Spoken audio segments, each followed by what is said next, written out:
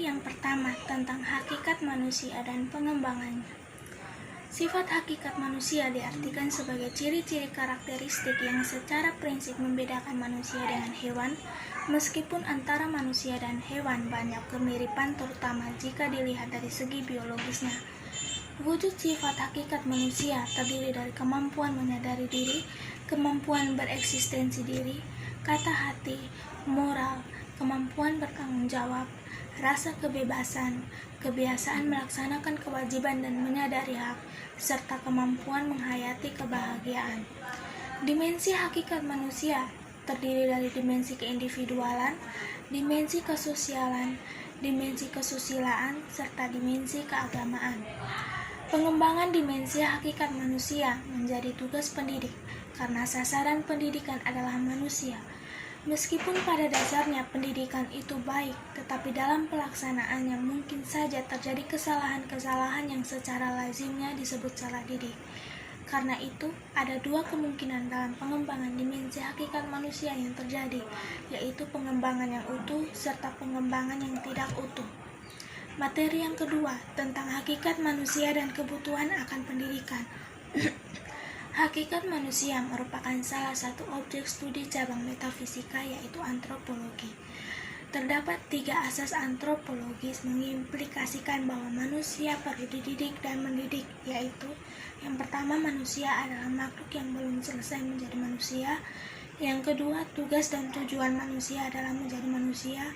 Dan yang ketiga, bahwa perkembangan manusia bersifat terbuka. Pengertian pendidikan adalah proses membantu, menumbuhkan, serta mengembangkan potensi diri dan mendewasakan.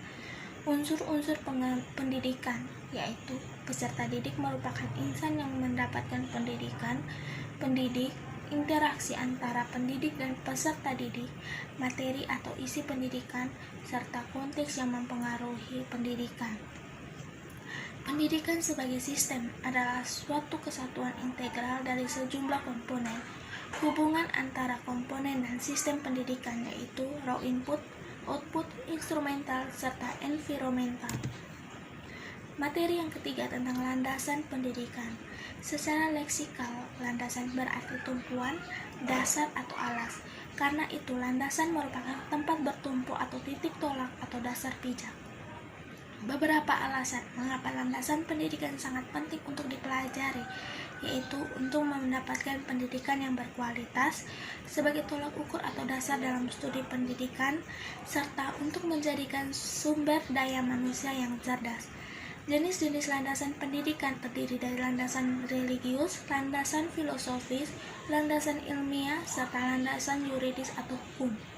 Adapun ruang lingkup landasan pendidikan, yaitu landasan filosofis, landasan sosiologis, landasan kultural, landasan psikologis, dan landasan ilmiah dan teknologis.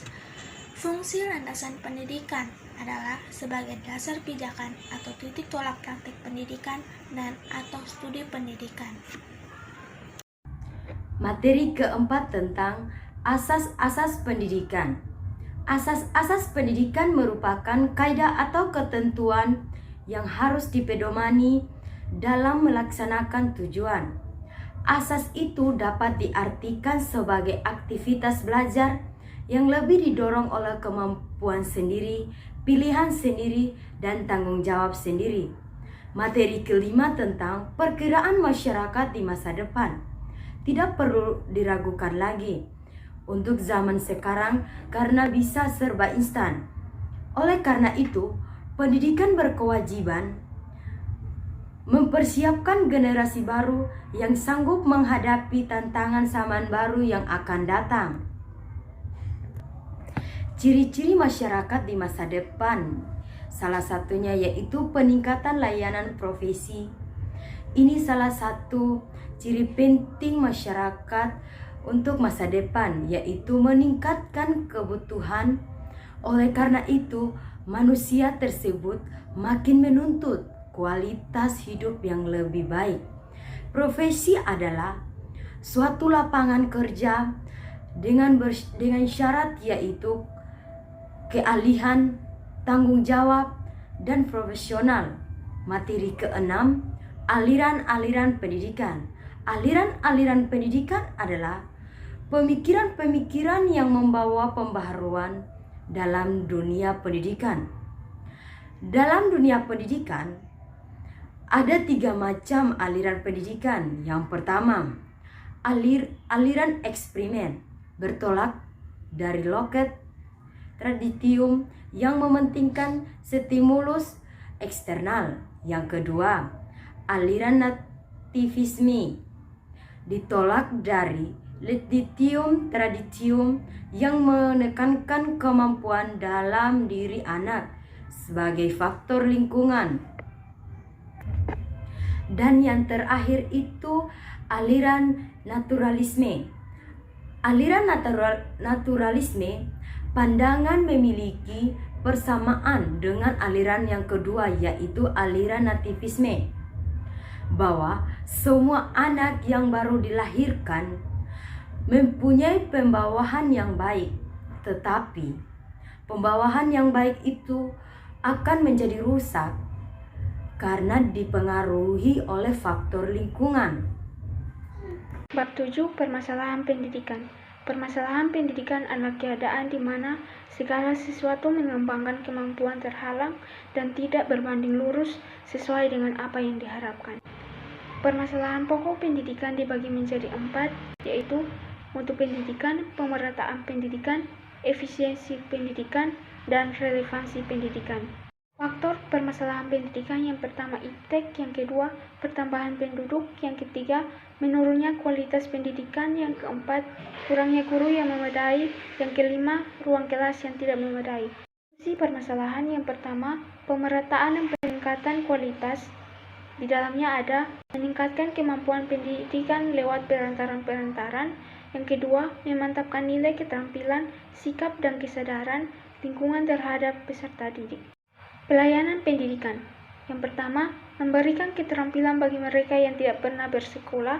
Yang kedua, penyebaran pesan-pesan yang merangsang kegiatan belajar dan partisipasi untuk ikut pembelajaran. Yang ketiga, relevansi pendidikan.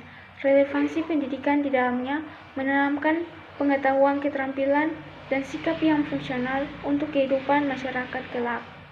Yang kedua, menentukan jalan untuk mengembangkan keterampilan hidup masyarakat. Yang keempat, efisiensi pendidikan. Di dalamnya, memberikan kebebasan sesuai dengan minat, keterampilan, dan kebutuhan ke arah perkembangan yang optimal. Yang kedua, mengintegrasikan berbagai pengalaman dan kegiatan pendidikan. Bab 8. Sistem pendidikan nasional.